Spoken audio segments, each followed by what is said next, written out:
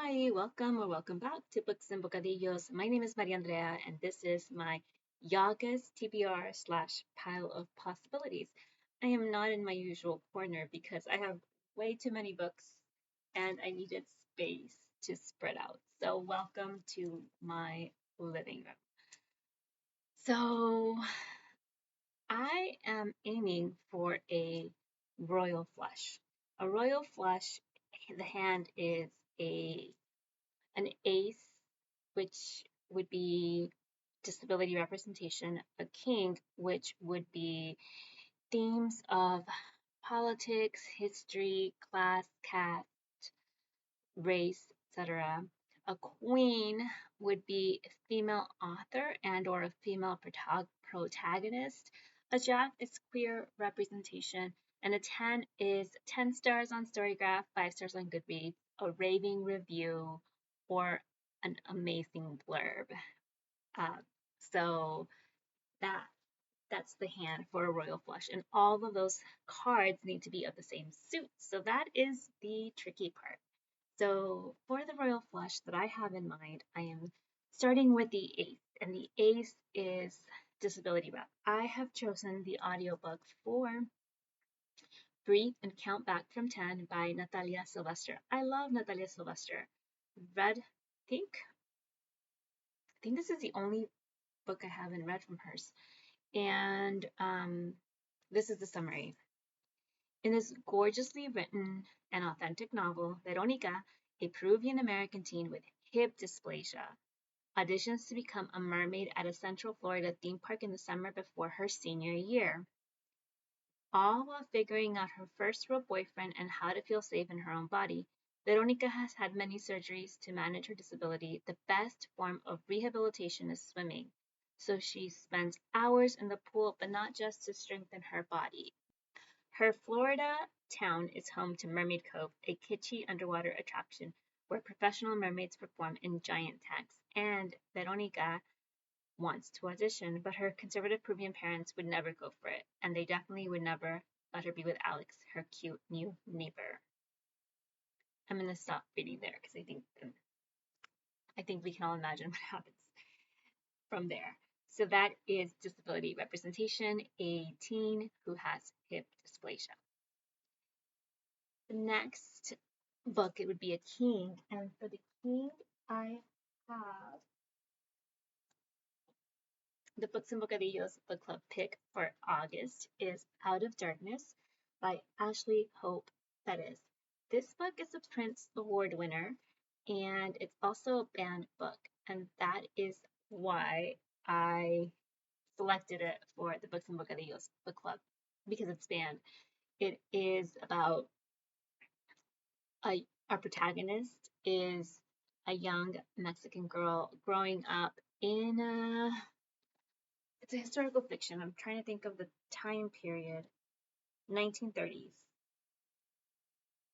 So Ashley Hope Perez takes the facts of the 1937 New London school explosion, the worst food disaster in American history, as a backdrop for a riveting novel about segregation, love, family, and the forces that destroy people. So this is a love story set in the backdrop of um, segregation, racism, violence. Um, there are trigger warnings. I've started this book already on audio. Um, it's a dual perspective novel, so it has two narrators, and it's a really, really good book. So far, it's amazingly written. I can definitely see why it's an award-winning book. It's a beautiful novel. It just is a very difficult book to read. There are trigger warnings here for child abuse and racial violence. So this is my king, and I'm gonna then for the queen. So this one I'm kind of going between. I have two options here, and it's gonna depend on my mood.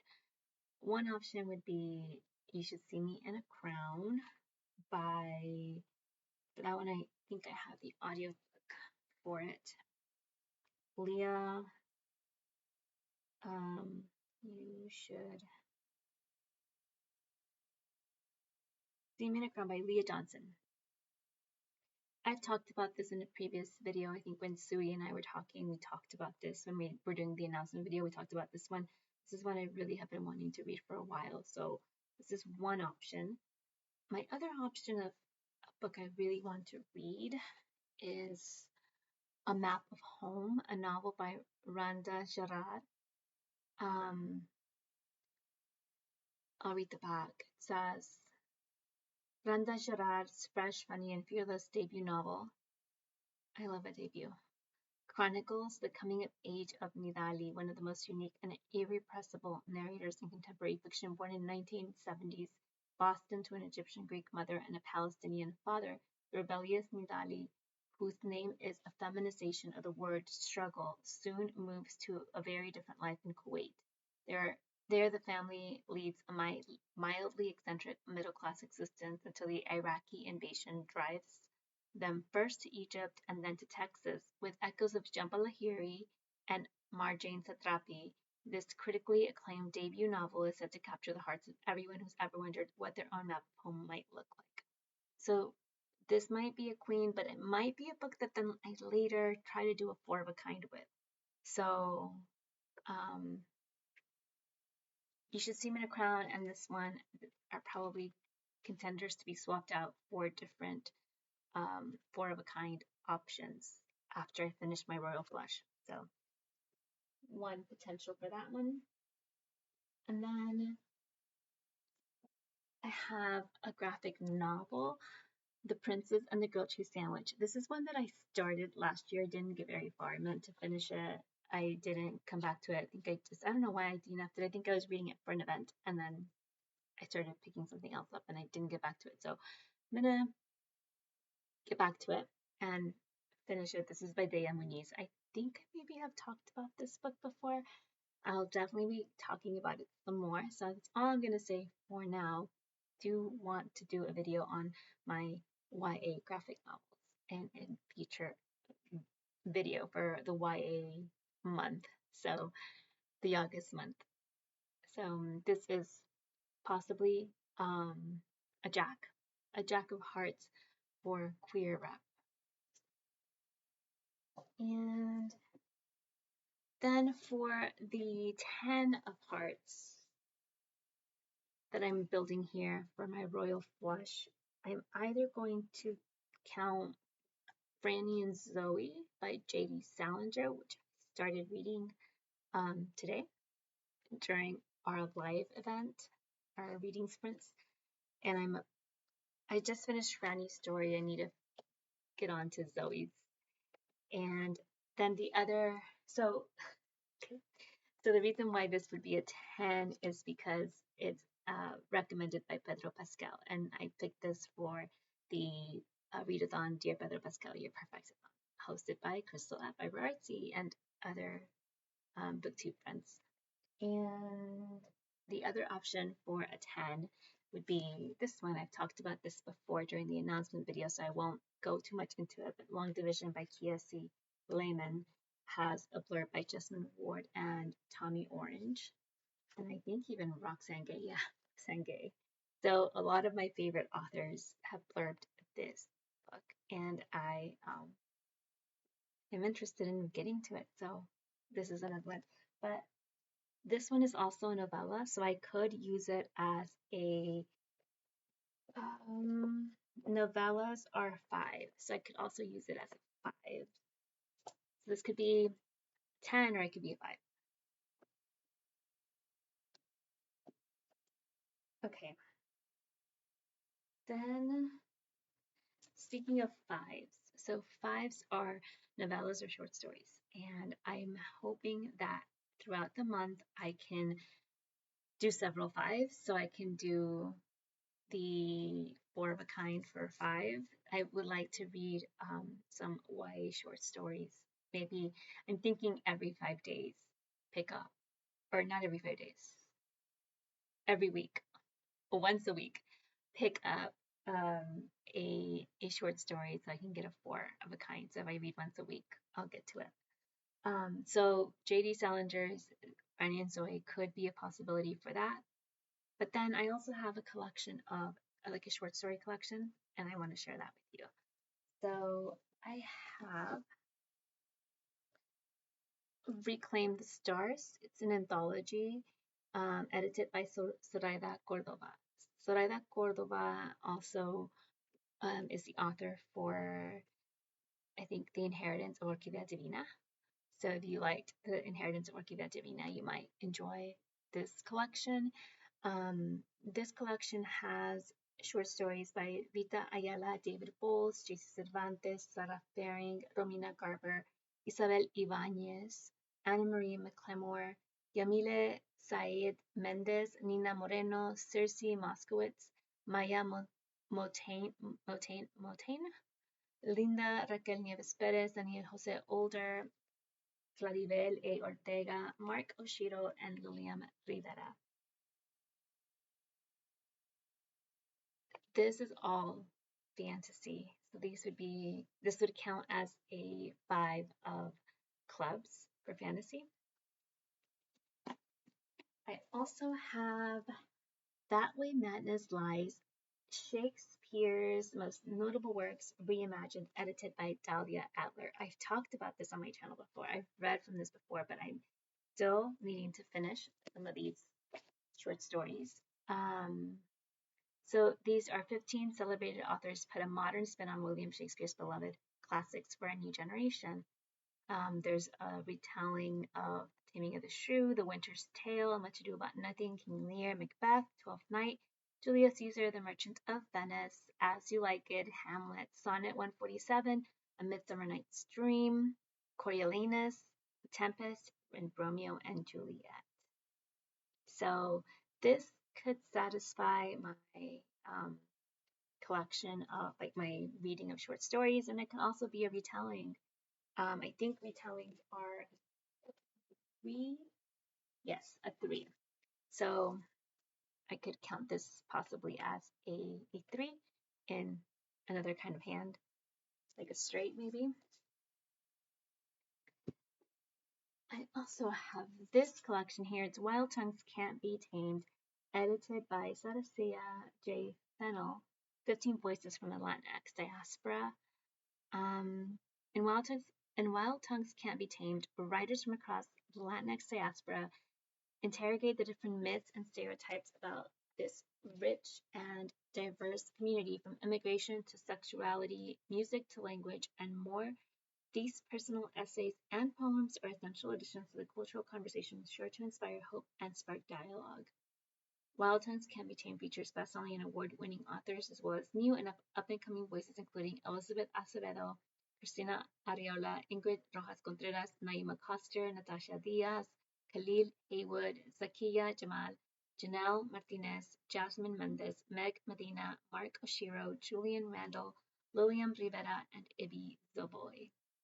I love so many of these authors, so I'm really excited to read from this collection as well. So there is short stories in here, there are essays, and there's poetry. And this feels very akin to, I'm going to kind of go in a different direction now. I recently talked about this in the 5 YA books I can't stop recommending. I love this collection, and this one also has essays, short stories, and poetry.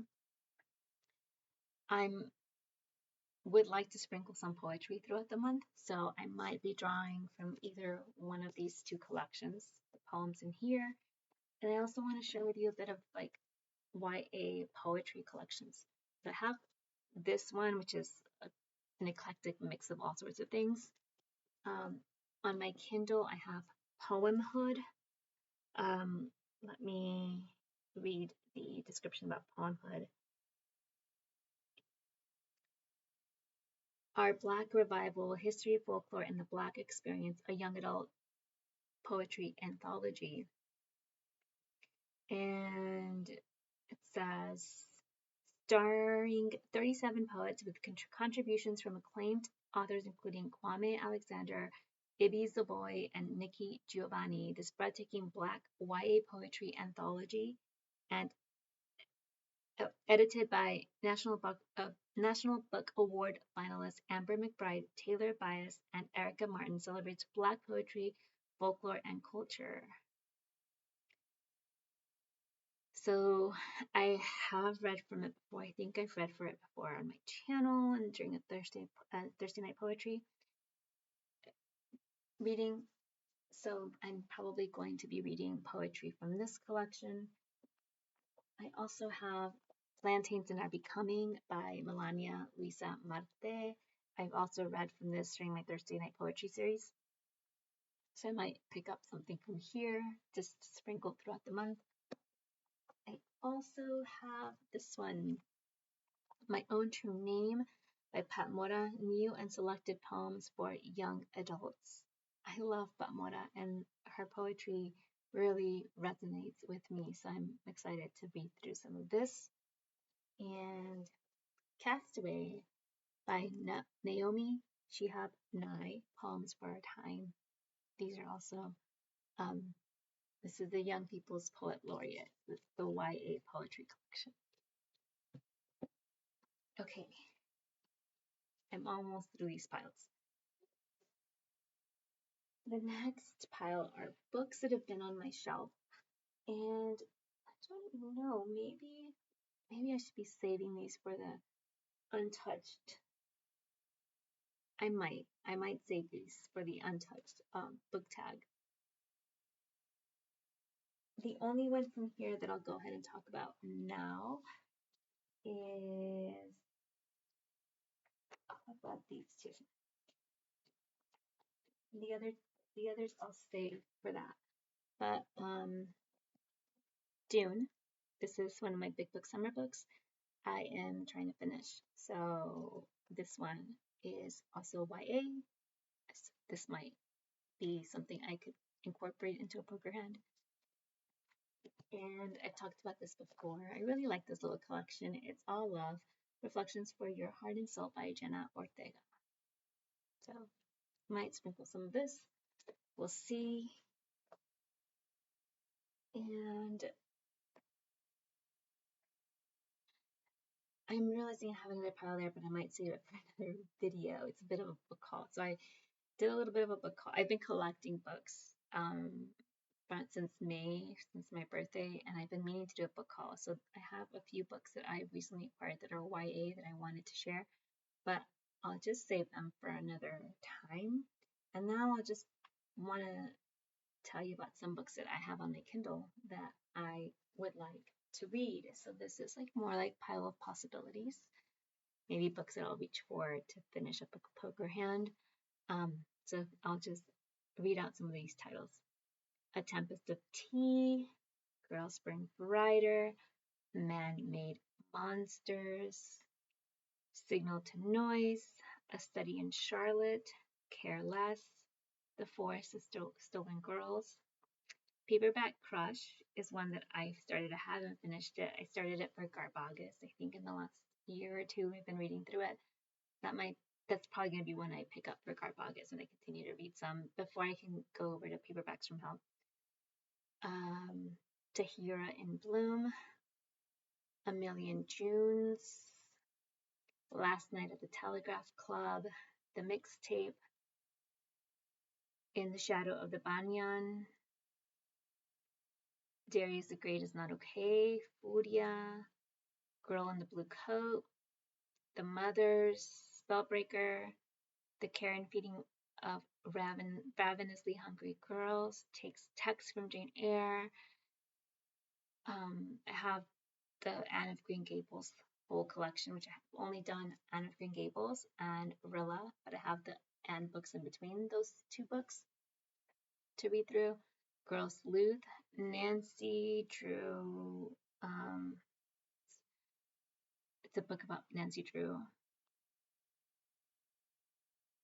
Next Year in Havana, Smoke and Summons, Red Rising, and Paper Magician. Those are some of the books that I have on Kindle that I could draw from. I I'm gonna say I think that's it for my pile of possibilities. I have some good options to choose from, and I'm hoping for a royal flush and a four of a kind, and maybe, who knows, with the novellas and stuff, maybe a few more options. But I'm wondering what you're reading, what your UGUST poker hand is looking like. I'm also wanting to mood read, so I'm excited to just change my mind again and again based on my mood. But that's the fun of reading for me as a mood reader, is that it's kind of unpredictable. So we'll see. I'll keep you all posted. Thanks so much for watching. Hasta la próxima.